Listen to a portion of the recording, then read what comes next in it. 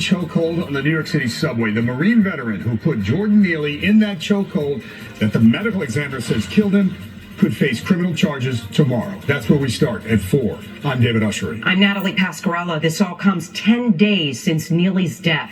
We have live team coverage in place, starting with Chief Investigative Reporter Jonathan Deans joining us from the newsroom. John. Natalie, David, News 4 has learned the Manhattan DA is looking to charge former Marine Daniel Penny as early as tomorrow.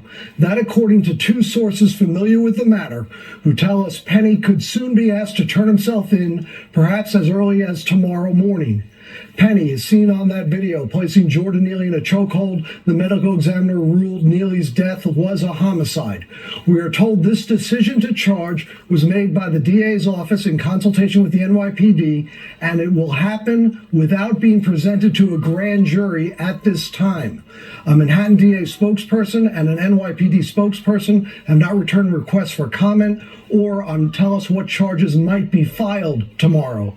Penny's attorney also did not return calls for comment. Neely's family and numerous political leaders have called for criminal charges, and that now appears to be in the works again as early as tomorrow morning. Penny's attorneys have said the former Marine was protecting himself and others on that train from a man with a history of violence and mental illness.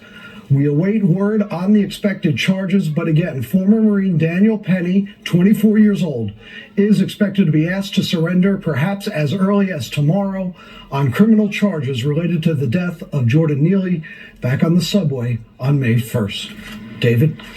Our Chief Investigative Reporter Jonathan Deans, breaking news on this. We'll check back with you, Jonathan. And as Jonathan suggested, this touched a nerve in this city. It's been 10 days since the death of Jordan Neely. Outside both City Hall and the District Attorney's Office, protesters have been doubling down in those calls for justice. News 4's Andrew Siff continuing our team coverage. He's at City Hall. Andrew. That's right, David. This late development may or may not change the sentiment of some of the protesters. They have been out there, as you mentioned, almost daily over the past 10 days, including in the subway, out on the street, at the DA's office today, again, making those calls for some kind of justice. Candles and flowers outside the DA's office and 2 prominent signs: Justice for Jordan Neely and Prosecute Daniel Penny. It's a sad day in America where its citizens have to camp out in the park across from the Manhattan District Attorney's office for him to simply file charges. This group of activists planning to camp out at the park on Leonard Street until DA Alvin Bragg decides whether the chokehold that many New Yorkers have seen on video was a crime. We follow the facts. Bragg was asked about the case at a justice panel this week. We do that work mostly, behind closed doors. And that's important because we don't want to impair investigations. Meanwhile, Mayor Eric Adams has said little about the case other than renewing his call for improved mental health services.